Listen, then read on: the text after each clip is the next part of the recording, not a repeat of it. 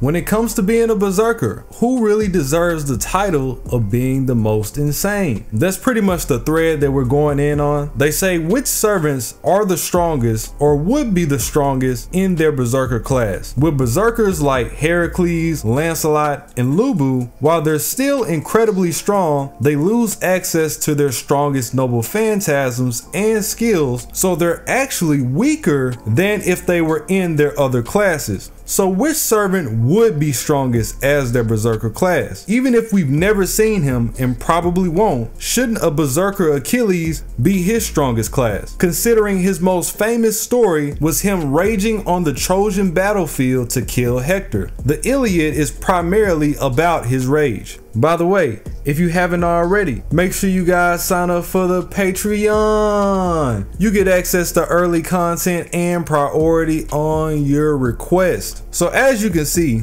this is more so addressing the servants that we already have opposed to the ones that haven't made it into the story yet. We're going to address the comments first. The first comment we have is none other than Tsiah, with the person saying probably Tez. Now, if you're not familiar with Tez, he's one of the spirits that show up in the later part of the story, LB7, and originally, by the word of his background, he was supposed to be our Grand Berserker. From a Q&A, it says, we thought Tsiah was supposed to be a Grand Berserker, but instead he ended up being the Grand Assassin. Why is this? And Nasu says, Tez was originally going to be the Grand Berserker, but due to the spot of Grand Assassin being open, he casually just became that. Because Tez, in reality, is just that good. Now, we've yet to cover him on the channel, but he is in fact one of the 4 creator gods from Mesoamerican culture, as a part of the Aztec pantheon. For the sake of the video, I'm going to strictly highlight portions of their background that I feel like is the reason that they would deserve it, and see if any of these comments actually check out. So for Tez, there are a couple of things. If you're familiar with the spirit Quetzalcoatl, she is also one of those 4 creator deities, and she's also the sibling of Tez. And since they're both a part of the making of these worlds, a lot of their original stories was them going back and forth vying for superiority, which in their case ended up being a game of cat and mouse. One person did something and then the other person would get mad and then they retaliate. Classic sibling storyline. It starts off with Tez turning himself into the sun. It says, following this, Tez turned himself into the sun. As a result of his transformation, this and all subsequent ages of humanity were referred to as the 5 suns. Quetz was furious, so he knocked Tez out of the sky with a stone club. Angered, Tez turned into a jaguar and destroyed the world. Quetz then replaced him as the sun and started the second age of the world, and it became populated again. So that's the first one. And going back into that jaguar aspect, if you see him as a jaguar, that's where it comes from. That was essentially his counterpart. But when we talk about being the face of the berserker class, and there's a lot of different ways that you can measure that. You can measure it off power, you can measure it off notoriety. There's not really too many people that could stand up to Tez in terms of his prominence for that, unless they were an actual equivalent in a different culture. I mean, the very fact that he destroyed the entire world because he was mad speaks for itself, right?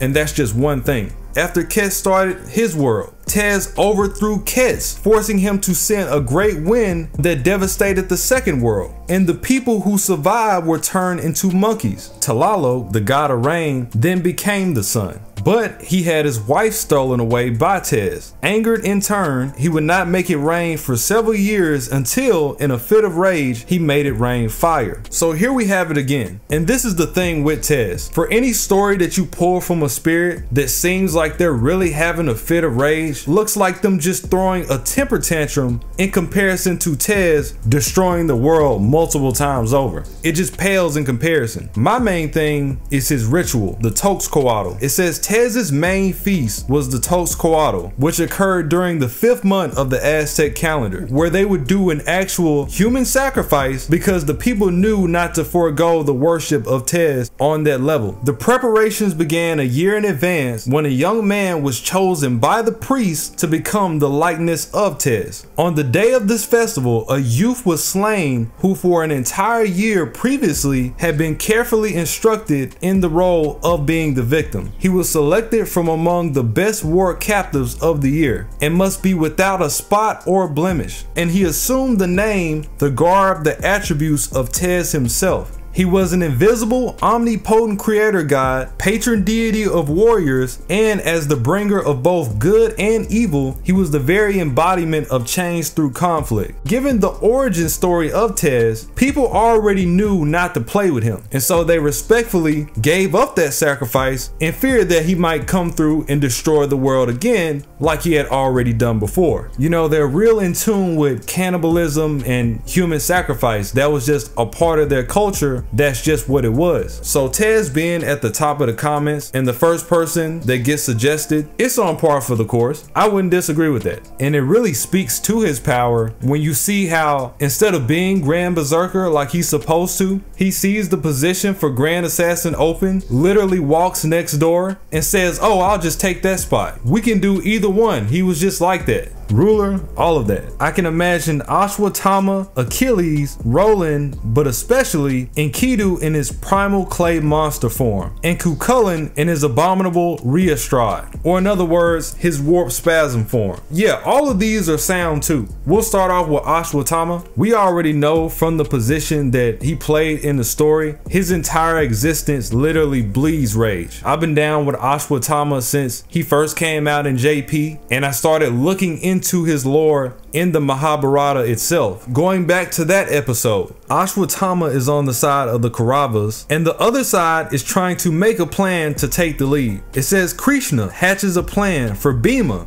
who is a spirit that we also have, to kill an elephant by the name of Ashwatthama, while claiming to Drona it was his son who was dead, Drona being Ashwatthama's father. Ultimately, the gambit works and Darishta beheads the grieving sage. So they trick Ashwatthama's father into thinking that Ashwatthama had been killed and then use the time of his sadness to take him out. Ashwatthama finds out about this and says, oh, so we playing dirty. Okay, say less. And he immediately pulls out his Ostras, that same celestial weapon that fate literally has to bar or minimize because it's too powerful for the verse. In the original text, it says, having said these words unto the high soul Ashwatthama, the divine Mahadeva, that being Shiva, the supreme destroyer god, enter Ashwatthama's body after giving him an excellent and polished sword. Filled by that divine being, Drona's sun blazed up with energy. In consequence of that energy derived from Godhead, he became all-powerful in battle. Many invisible beings and Rakshasas proceeded along his right and his left as he set out, like the Lord Mahadeva himself for entering the camp of his foes. And that will be the point that marked the dawn of Ashwatthama's rampage. He literally was being possessed by Shiva, and fate even acknowledges this in one of his skills, his skill Incarnation of Rage, which is EX rank. He whose half of the body is inhabited by Shiva will never stop until the enemy is defeated once his rage is fired up. He is a very fearsome combatant capable of killing thousands of trained soldiers in a single combat while going berserk. And then you have the actual act that solidifies that. He finds the person that takes out his father personally, strangles him until he's deceased as he begs for his life. Then he proceeds to take out those men. While saying so, Ashwatthama, filled with rage, began to strike the vital parts of his victim with violent kicks of his heels and slew his foe like a lion slaying an infuriated elephant. Seeing their king slain, all the wives of Darishta, filled with great sorrow, cried. Now they realize that the king has been slain, and they're trying to surround Ashwatthama. At these words, the foremost of warriors suddenly surrounded Drona's son. The latter slew them all by the means of Rudrasta, that being that same celestial Astra that I mentioned before. You will get iced by the authority of Shiva. Having slain Darishta and all those following of his, he beheld Uttamaja sleeping on his bed, attacking him with his foot on his throat and his chest. Drona's son slew that great hero also, while the latter writhed in agony. Yuddha Tsiah, coming up believing his comrade to have been slain by a Rakasha, speedily struck Drona's son in the chest with the mace. Rushing towards him, Ashwatthama seized him and brought him down to the ground and slew him like an animal while the latter uttered loud shrieks. So the way that Ashwatthama is looking at it, the same way they took his father out when he was vulnerable, he's taking people out while they're asleep, while they're with their loved ones, armed, unarmed. He does not care. Taking up his sword then, he slew many others. Proceeding along the diverse paths of the camp, one after another, Ashwatthama accomplished in the use of the sword, beheld diverse gomas and slew in a trice the unarmed and tired warriors sleeping within them. With that excellent sword, he cut off combatants and steeds and elephants. Covered all over with blood, he seemed then to be death himself, commissioned by time. Ashwatthama became bathed in blood, covered as he was with blood, and wielding as he did a blazing sword, as he careered in battle, became exceedingly terrible and superhuman. Those who awake from sleep, O Karava, became stupefied with the loud noise. They looked at each other's faces and trembled with fear. And he continued to do this until finally the numbers started to multiply. At the noise made, hundreds and thousands of Pandava bowmen in the camp awoke from their slumbers. Ashwatthama cut off the legs of some and the hips of others, and pierced some in their flanks, careering like the destroyer himself let loose by time. The earth, O Lord, was soon covered with human beings that were crushed into shapelessness and trodden down by elephants and steeds, and with others that roared in great affliction. It's all in writing. This man alone ran through thousands of people in one night. If you want to talk about being a berserker, they literally had to drop their weapons and receive divine intervention in order to stop him.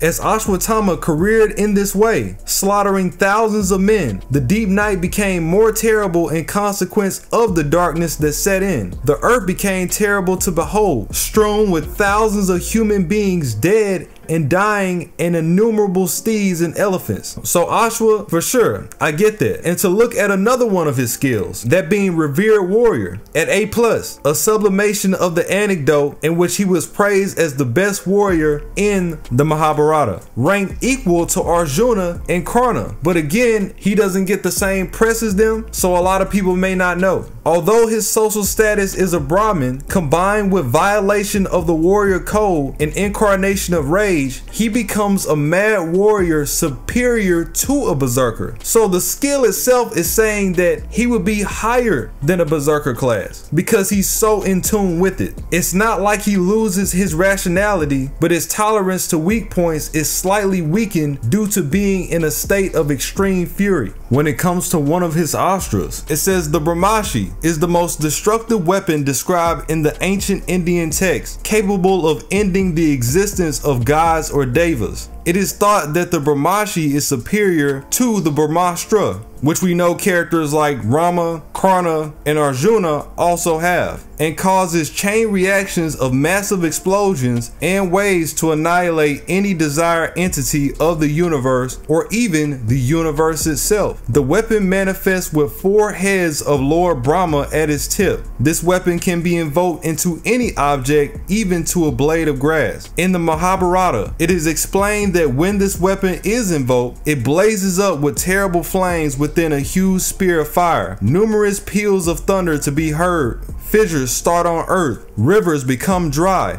thousands of meters fell, and all living creatures became terrified with great dread. The entire sky seemed to be filled with noise and assumed a terrible aspect with flames of fire. The whole earth with mountains and waters and trees trembled. When it strikes an area, it will be destroyed and nothing will ever grow there, not even a blade of grass for the next 50 Brahmin years, which is 155 trillion human years. Its true power is the ability to remove someone's existence from the past, present, and future. Upon being fired, the arrow will immediately annihilate their existence, and because if something never existed and will never exist, it is impossible to imagine that entity in any facet and form, right? That's just one astra. There's like 30 of them, and Ashwatthama has a great bulk of them. Now you're starting to understand why these characters had to be nerfed. It couldn't happen, I'm telling you. And now you see how a lot of characters would pale in comparison. It's not even worth talking about. To the point where even if they're nerfed, they should be better than everybody else. Even at their worst, they should be better than everybody else. As far as having them, Ashwatthama does at least have Brahmashi, but he has way more than that. So that's Ashwatthama. And then we have Achilles, my guy. So we're gonna have to roll over to the Iliad from Homer. I'm sure everybody's familiar with that segment. We covered it on the channel also. This stems from the part of the Trojan War where Hector had taken out the right hand of Achilles, Patroclus,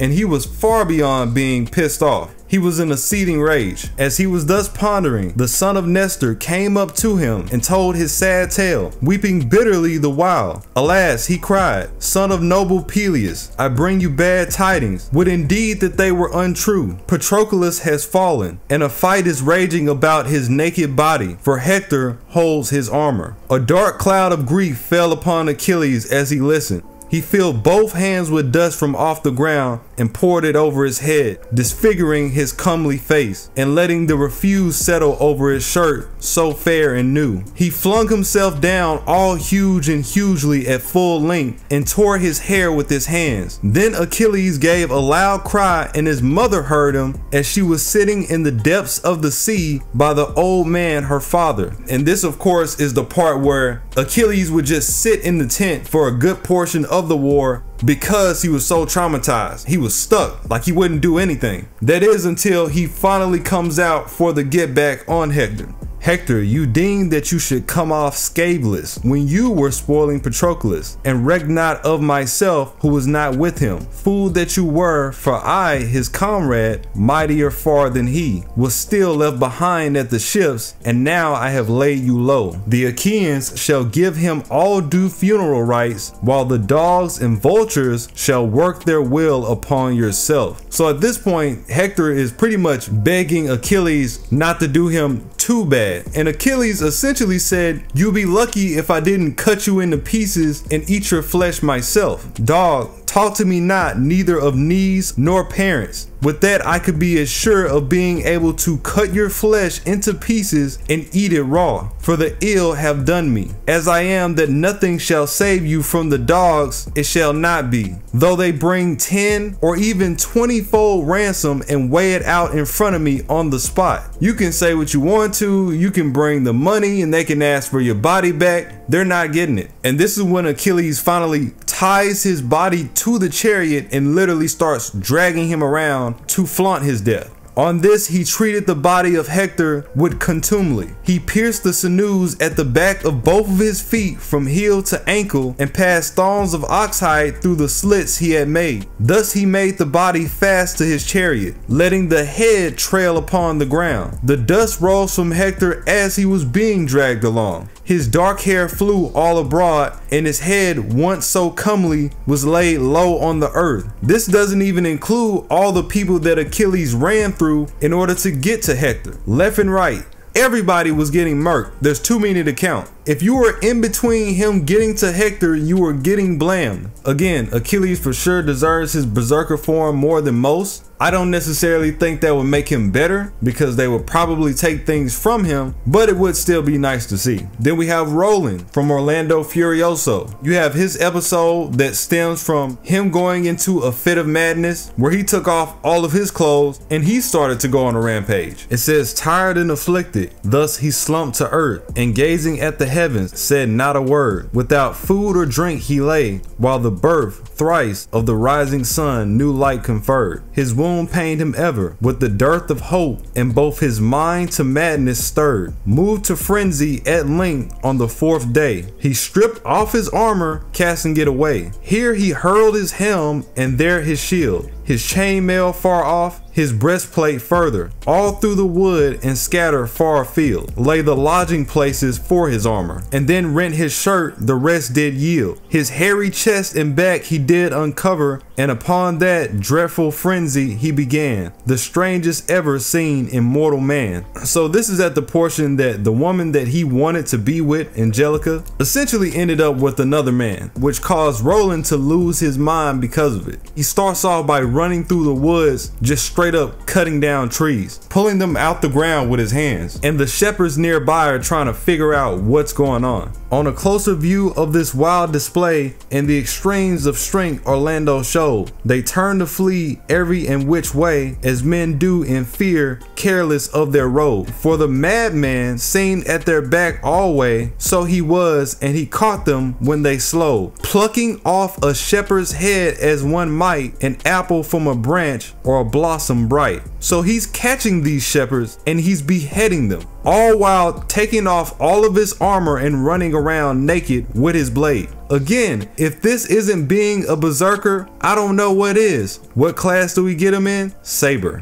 Clearly checks out, right? And if I'm lying, there's literal depictions of him pulling off these people's heads with his bare hands. By a leg he lifted one's weighty mass, and of him made a mace to strike the rest. He stretched a pair in a trice on the grass, to awake on the last day missed the blessed. The others, more alert, from there did pass, or much fleeter of foot when sorely pressed. The madman would soon have followed too, had he not chosen their flocks to pursue. So he literally has picked up one of these men. He's using their body as an actual weapon while carrying the head in the other. There's a depiction for that also. The farmers, now warned by their example, abandoned every scythe and hoe and plow, and made for the roof of the house or temple, for unsafe proved the elm or willow bough. And from there they watched the madman trample all about, and with kicks, bites, blows endow. All creatures, cattle, horses were his prey. Swift was the courser that escaped the day. I briefly went over this in his video. As a part of his rampage, he did in fact just start attacking people and the animals nearby. But the animals is where I draw the line. We don't tolerate any type of animal cruelty. That's not cool, okay? So the growing crowd attacked Orlando from the hills above and the dale below. He slew 10 farmers, then another 10, that in scattered groups fell to his strong hand, and their example taught the other men to choose a safer place to make their stand. Oh, that's bars. And none drew blood from him, but then again, his skin was tough as steel, you understand.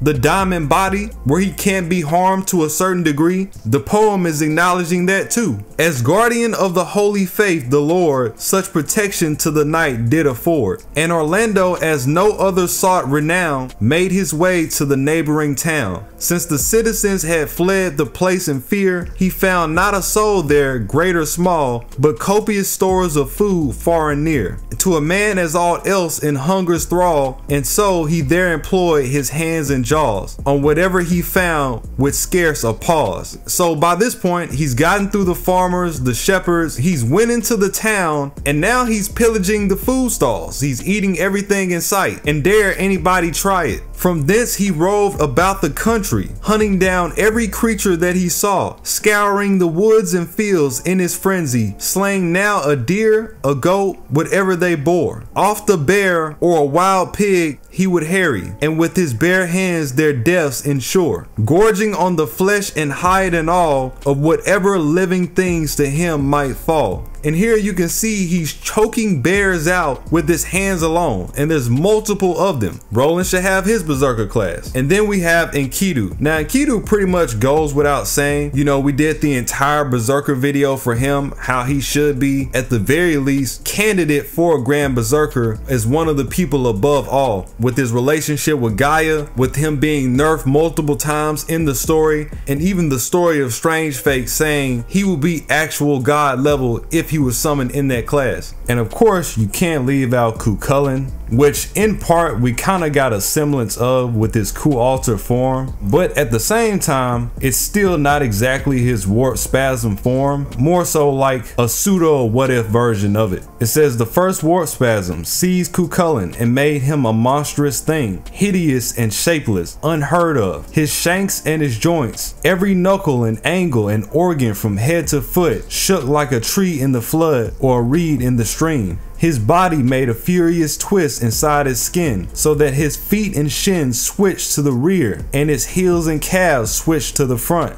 On his head, the temple sinews stretched to the nape of his neck, each mighty, immense, measureless knob as big as the head of a month-old child. He sucked one eye so deep into his head that a wild crane couldn't probe it, onto his cheek out of the depths of his skull. The other eye fell along his cheek. His mouth was weirdly distorted.